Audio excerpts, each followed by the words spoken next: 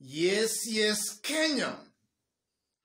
Tamu sana, yes. There are some remarks made by Kimani Ichung'wa. Remarks I want us to have a look here, for they are going to form the basis of our analysis and discussion right now. President Ruto, when Bishop Kotut was preaching, I heard him ask for a job. I am requesting that you find work for the bishop and other pastors as well, because they also protected us with their prayers. Kimani Ichung'wa, 13th November 2022.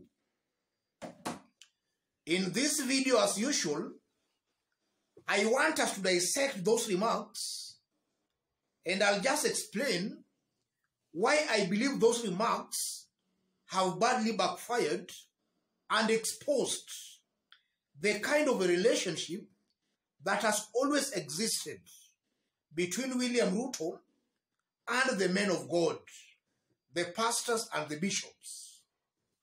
Before we dig deep into that analysis, if you are watching us for the very first time, subscribe, give this video a like. Yes. I believe that those remarks by Kimani Ichung'wa have badly backfired. The remarks badly exposes these so-called men of God, the bishop, the priests, and the pastors who have been supporting William Ruto. They have been supporting Ruto for their own selfish and personal gains to get jobs. And those remarks also just reinforces the rumors and the notion that some of these church ministers were being paid. They were being bribed to support William Ruto. And I know from where Kimani Ichung'wa sits right now, he might be regretting for having made those remarks. And it might be possible that now maybe God is now just exposing these fake pastors and priests. In this video, I want us to dig deep into that story, to see what those remarks mean politically and even spiritually. Let's dig deep. Yes. Kenyans are living in very interesting times. Kimani Ichung'wa is making it clear that when the bishop was preaching, he had the bishop asking for a job.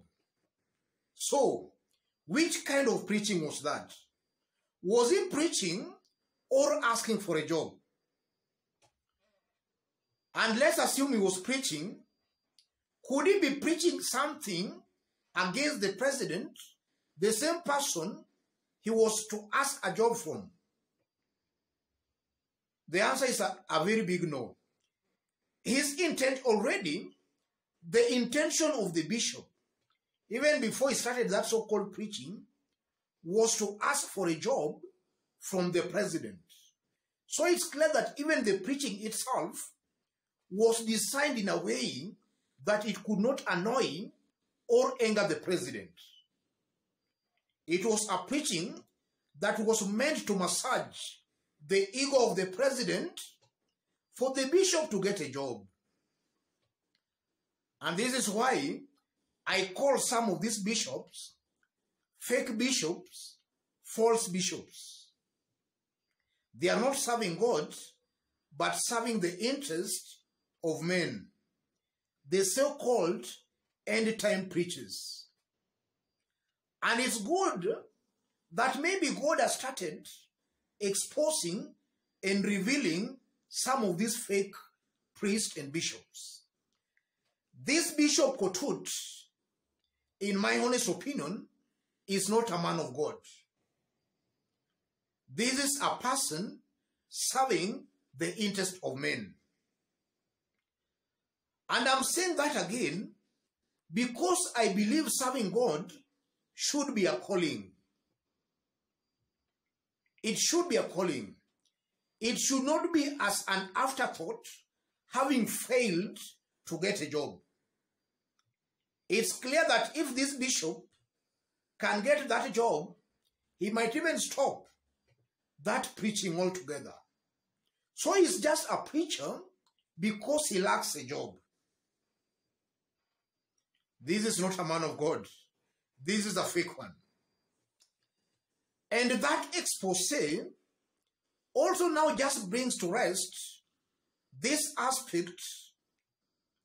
You know, William Ruto and his team have been saying that they are pro-God. They are closer to God than their political opponents. And the church has also been supporting that, going by the number of church ministers and bishops who have been supporting them.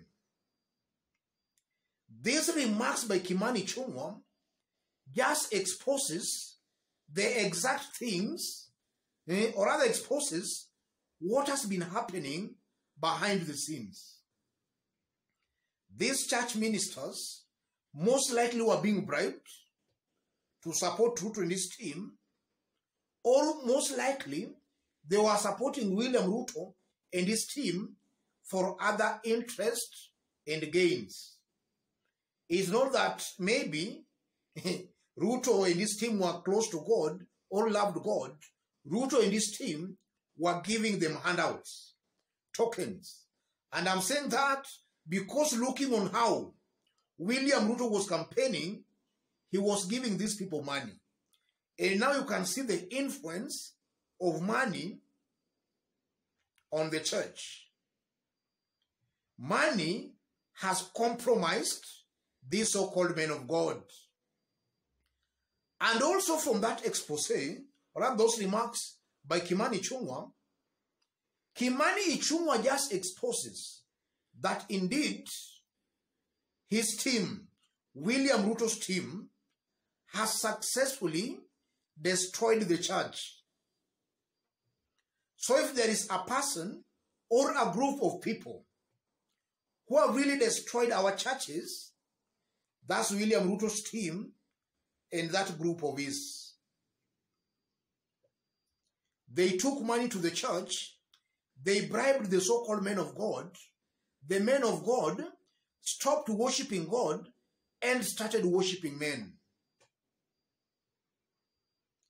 And we have even seen some were even cursing William Ruto's opponents.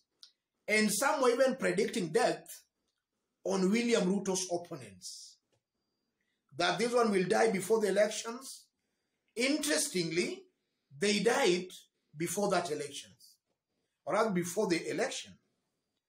So these remarks by Kimani Ichung'wa also just exposes to Kenyans that Ruto and his team have successfully destroyed the church.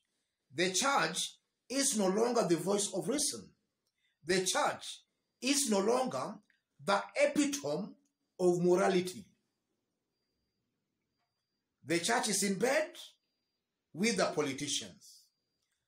And I'm still very nostalgic of the Kenyan church between 1978 and 2002. During the Moi era, the days of Bishop Okulu, Muge, Njoya, the church at that time was very brave and was speaking sense to the government. I'm nostalgic of those days. The church as currently it is not brave or even willing or ready to speak sense to the government. The church is in bed with the government. And because of that, the government perpetuates ills against the people. The government perpetuates corruption, and nobody is there to tell the church, or not the church, the government, when it's going wrong. It's expected that the church was the one to tell the government that you are wrong. The church is just encouraging the government for corruption to continue, because it's through that corruption that they get some kickbacks, some kind of donations in terms of millions. So I'm seeing the church also just worshiping and praying for the government to be corrupt.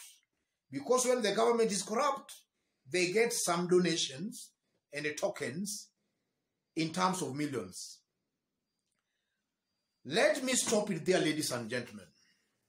Just as I did indicate when we were starting, if you are watching us for the very first time, subscribe, give this video a like.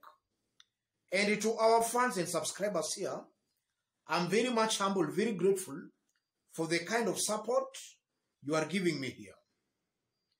And to any other person who want to support our channel, as always, I've pinned my number on the comment section.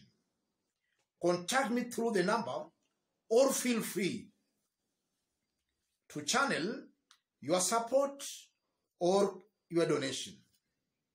Let's meet in our next analysis. Thank you.